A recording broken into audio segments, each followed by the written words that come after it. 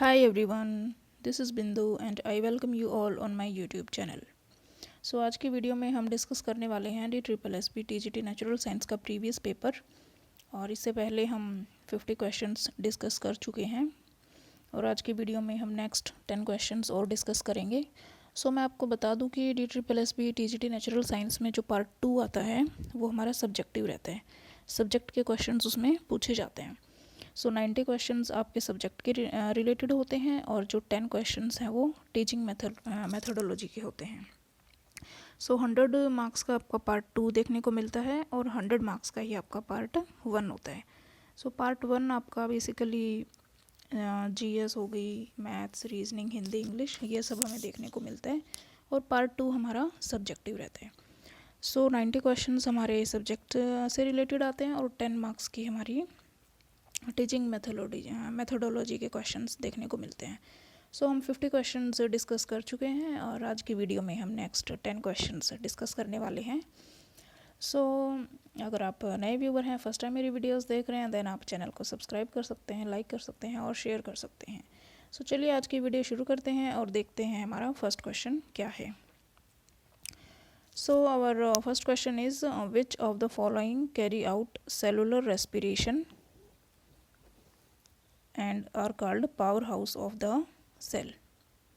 भी इनमें से कौन सा जो है सेल ऑर्गेनल है जो सेलुलर रेस्पिरेशन करता है और जिसको power house of the cell कहा जाता है। सो हमारे पास ऑप्शंस हैं। फर्स्ट ऑप्शन है both ribosome and mitochondria, second option है माइटोकॉन्ड्रिया, थर्ड है nucleus and fourth is ribosomes. So I hope आप सबने पढ़ा होगा, बहुत फेमस सा क्वेश्चन है ये, power house of the cell किसे कहा जाता है? माइटोकॉन्ड्रिया। सो इसका आंसर हमारे पास क्या हो जाएगा? माइटोकॉन्ड्रिया। सो फर्दर नॉलेज के लिए थोड़ा सा हम जान लेते हैं। Mitochondria are present in all living cells. Mitochondria क्या है? सभी लिविंग सेल्स में प्रेजेंट होता है। किसको छोड़ के? प्रोकैरियोटिक सेल्स को छोड़ के। और कुछ स्पेशलाइज्ड यूकैरियोटिक सेल्स होती हैं लाइक अनएरोबिक सेल्स और मैच्योर आरबीसीज, इन दोनों को छोड़ के और प्रोकैरियोटिक सेल्स को छोड़ के बाकी सब में माइटोकॉन्ड्रिया प्रेजेंट होता है।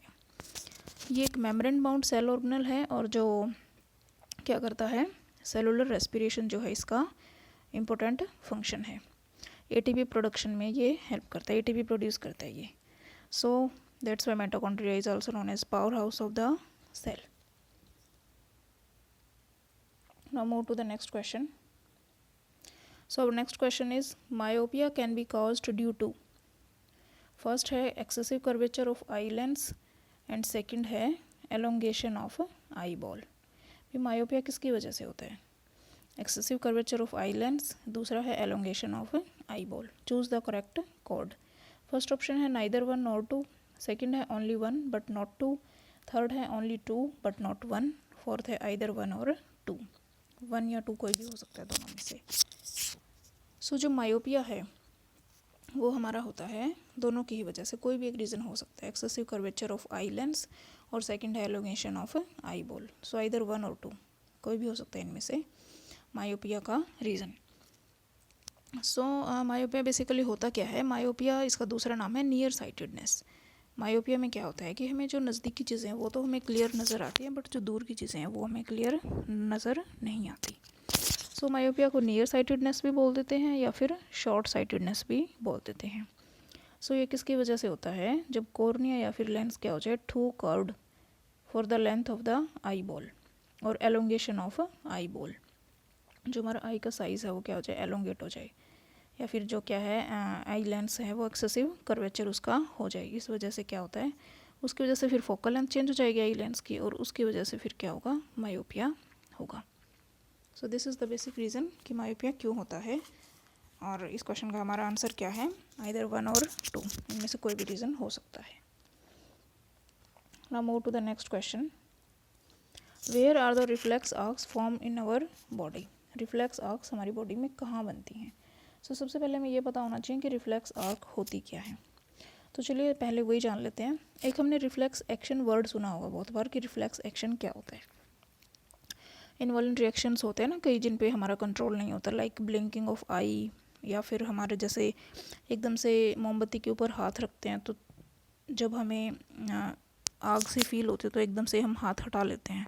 सो ये सब क्या है, इनवॉलेंट्री एक्शंस है। हार्ट बीट हो गई, सांस लेना हो गया और ब्लिंकिंग ऑफ आई हो गई, ये सब हमारे इनवॉलेंट्री एक्शंस है, हमारा कंट्रोल नहीं होता इन पे। सो रिफ्लेक्स एक्शन क्या होता है कि sudden action in the response to certain stimulus.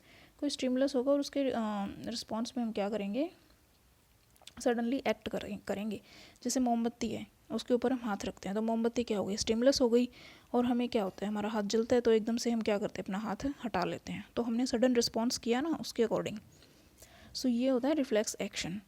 सो उस टाइम पे जो तुरंत जो सिग्नल्स जाते हैं हमारे माइंड में, तो उस सारी प्रोसेस को क्या बोलते हैं, मतलब जो वो पाथवे होता है, the nerve pathway involve in the reflex action is called reflex arc, उसको बोलते हैं रिफ्लेक्स आर्क।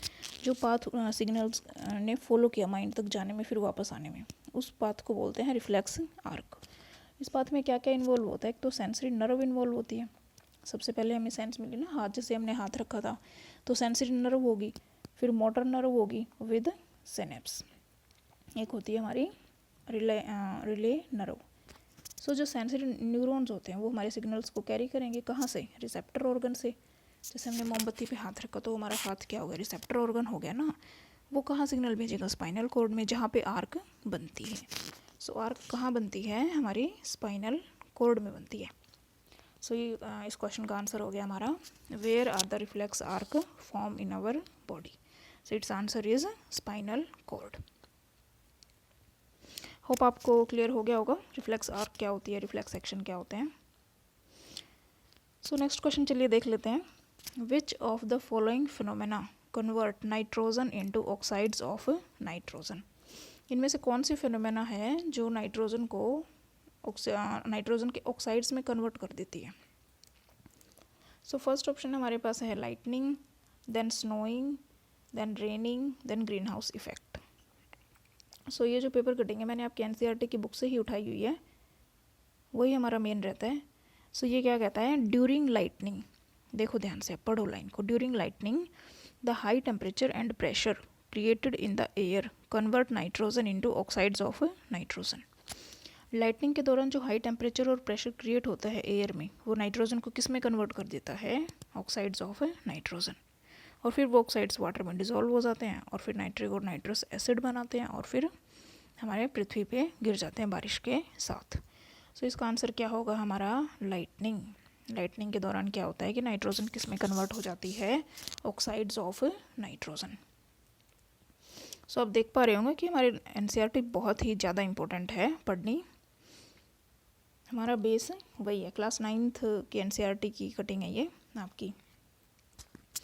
सो चलिए अब नेक्स्ट क्वेश्चन देख लेते हैं, what is the average diameter of eye ball of human. Human के आई बॉल का एवरेज डायमीटर कितना होता है, 2.3 सेंटीमीटर, 23 सेंटीमीटर, 2.3 मिलीमीटर या फिर 0.23 सेंटीमीटर। सो जो एवरेज डायमीटर होता है हमारा ह्यूमन आई का, वो होता है हमारा 2.3 सेंटीमीटर। क्लास 10th की जो आई वाला चैप्टर है उसमें आप देख सकते हो, एनसीईआरटी की बुक में साइंस की जो आई वाला चैप्टर है उसमें दिया हुआ है, बिल्कुल क्लियर कट लिखा हुआ है कि जो एवरेज डायमीटर होता है ह्यूमन आई का वो कितना साइज़ होता है उसका, दैट इज़ 2.3 सेंटीमीटर, 2.3 सेंटीमीटर।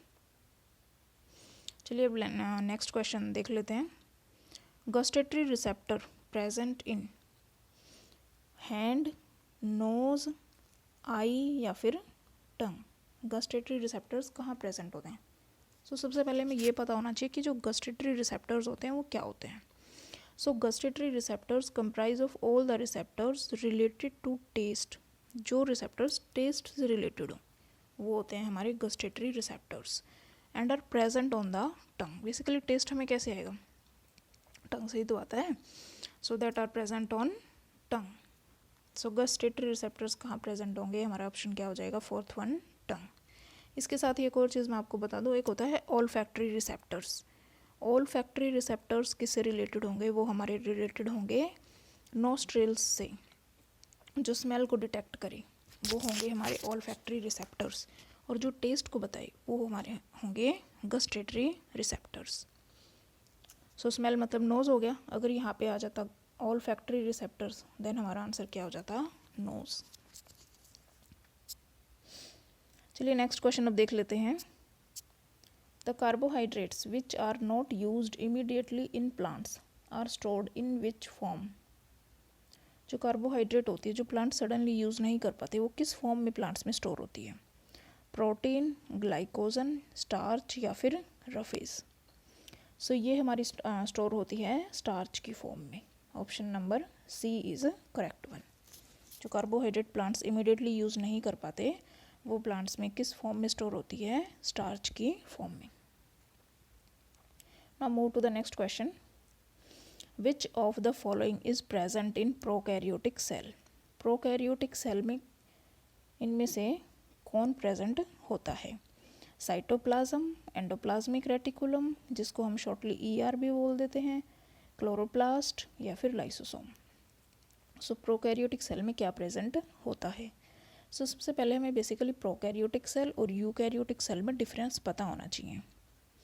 कोई भी हमारे पास अगर हम सिंपली डायग्राम बनाते किसी भी सेल का, सपोज ये सेल है, सो जो आउटर कवरिंग होती है वो हमारी क्या होती है? प्लाज्मा मेम्ब्रेन होती है ना एनिमल सेल में, और प्लांट सेल में उसके बाहर एक और कवरिंग होती है जिसको क्या बोलते हैं? Cell wall. So plasma membrane, और प्लाज्मा मेम्ब्रेन के अंदर क्या होता है? साइटोप्लाज्म होता है, और अंदर क्या होता है? Nucleus. So basically plasma membrane क्या कंसिस्ट करती है? Cytoplasm and nucleus. सो जो साइटोप्लाज्म होता है ये एक फ्लूइड सा होता है, उसके अंदर हमारे सारे सेल ऑर्गेनल्स क्या होते हैं? प्रेजेंट होते हैं साइटोप्लाज्म में। और ये सारे हमारे सेल ऑर्गेनल्स हैं, एंडोप्लाज्मिक रेटिकुलम, क्लोरोप्लास्ट, लाइसोसोम, और हम कह सकते हैं माइटोकॉन्ड्रिया या फिर गोल्जी कॉम्प्लेक्स, वैक्यूल, बहुत सारे प्रेजेंट होते हैं हमारे सेल ऑर्गेनल्स। सो प्रोकैरियोटिक सेल में क्या प्रेजेंट होगा? साइटोप्लाज्म प्रेजेंट होगा। ये बाकी चीज़ें प्रेजेंट नहीं होती प्रोकैरियोटिक सेल में। और प्रोकैरियोटिक सेल का जो न्यूक्लियस होता है वो क्या होता है? अनडिफाइंड होता है, उसकी क्लियर कट बाउंड्री नहीं होती, वो ऐसे ही रैंडमली फैला होता है। और जो यूकैरियोटिक सेल होती है उसमें वेल डिफाइंड न्यूक्लियस होता है, और उसके साइटोप्लाज्म के अंदर ही ये सारे सेल ऑर्गेनल्स प्रेजेंट होते हैं। बट प्रोकैरियोटिक सेल में ये सेल ऑर्गेनल्स प्रेजेंट नहीं होते। क्या प्रेजेंट होता है? साइटोप्लाज्म। होप आपको ये डिफरेंस समझ में आया होगा और ये क्वेश्चन भी अच्छे से समझ में आ गया होगा। चलिए अब नेक्स्ट क्वेश्चन देख लेते हैं। Who is known as the father of genetics. Genetics का फादर किसे जाना जाता है? फर्स्ट ऑप्शन है ग्रेगर जॉन मेंडल, सेकंड है आइजैक न्यूटन, थर्ड है एरिस्टोटल, फोर्थ है रॉबर्ट हुक। सो उम्मीद करती हूँ ये क्वेश्चन आप सबको पता होगा इसका आंसर, बहुत ही फेमस क्वेश्चन है। सो ग्रेगर जॉन मेंडल को फादर ऑफ जेनेटिक्स कहा जाता है। इन्होंने क्या किया था, चलिए थोड़ा सा इसके बारे में जान लेते हैं। Gregor John Mendel is known as the father of genetics. He worked on pea plants. Pea plants पे इन्होंने काम किया था, और जो फंडामेंटल लॉज हैं इनहेरिटेंस के वो बेसिकली इन्होंने डिस्कवर करे थे। 3 लॉ दिए थे इन्होंने। क्या नाम है इनके लॉज का? फर्स्ट है लॉ ऑफ डोमिनेंस, सेकंड है law of segregation, and third है law of independent assortment. So simple language में मैं कहना चाहूँ, हाँ, ग्रेगर जॉन मेंडल ने क्या बताया था हमें कि जो कैरेक्टरिस्टिक्स हैं वो एक जनरेशन से नेक्स्ट जनरेशन में कैसे ट्रांसफ़र होते हैं, ये बताया था इन्होंने, कैसे जीन्स की फॉर्म में। इन्होंने बताया था कि he deduced that genes come in pair and are inherited as distinct units one from each parent. मतलब एक जनरेशन से नेक्स्ट जनरेशन में कैसे मतलब कैरेक्टरिस्टिक्स जीन्स की फॉर्म में ट्रांसफ़र होते हैं, ये सब इन्होंने बताया था। That's why Gregor John Mendel known as the father of genetics. Now move to the last question. This is the last question our today's video. Which of the following is found in plant cells only? इनमें से कौन सा जो है सिर्फ plant cell में ही पाया जाता है? सेंट्रोसोम, वैक्यूल, ग्रेन्यूल्स या फिर प्लास्टिड्स। सो प्लांट सेल और एनिमल सेल का डिफरेंस हमने बहुत बार पढ़ा होगा। इसका आंसर हम सबको, आई होप आप सबको पता होगा। इसका आंसर होगा प्लास्टिड्स। जो प्लास्टिड होता है वो सिर्फ प्लांट सेल में ही प्रेजेंट होता है, एनिमल सेल में प्रेजेंट नहीं होता। प्लास्टिड्स में क्या होता है? हमारे ग्रीन पिगमेंट होता है, ल्यूकोप्लास्ट और क्लोरोप्लास्ट, क्रोमोप्लास्ट। क्रोमोप्लास्ट में क्लोरोप्लास्ट होता है। सो इसका ऑप्शन हमारे पास क्या हो जाएगा? Plastids. That are found in the plant cell only, सिर्फ प्लांट सेल में प्लास्टिड पाया जाता है। बाकी 3 ऑप्शन हमारे एनिमल सेल में भी हमें देखने को मिलते हैं, वैक्यूल भी होती है, ग्रेन्युल्स भी होते हैं, सेंट्रोसोम भी होते हैं।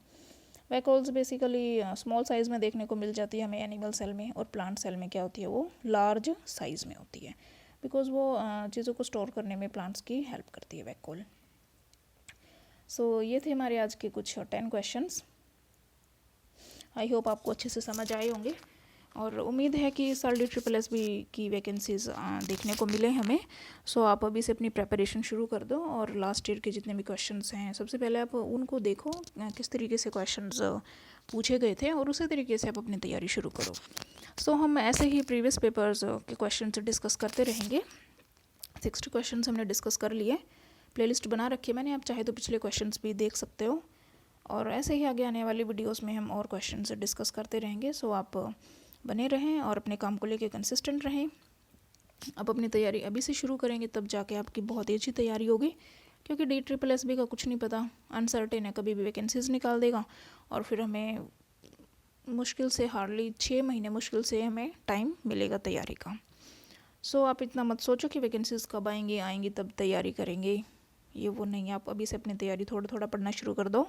6th से आप NCERT पढ़ना शुरू कर सकते हो, और बेसिकली अब की बार वाले क्वेश्चन पेपर में जो 2021 में जो एग्ज़ाम हुआ था, सिर्फ और सिर्फ 9th और 10th की जो NCERT थी वो इन्होंने अपना बेस उठाया हुआ था, सिर्फ वहीं से इन्होंने क्वेश्चंस पूछे थे। ये मैं क्वेश्चंस आपको डिस्कस करवा भी रही हूँ, आप देख भी रहे होंगे कि कैसे NCERT से ही मतलब कितनी डेप्थ में जाके इन्होंने क्वेश्चंस पूछे हैं। सो वैसे ही हम और भी क्वेश्चंस डिस्कस करते रहेंगे। टिल देन आप प्रैक्टिस करते रहें, एंड मिलते हैं नेक्स्ट वीडियो में। Till then bye bye, take care.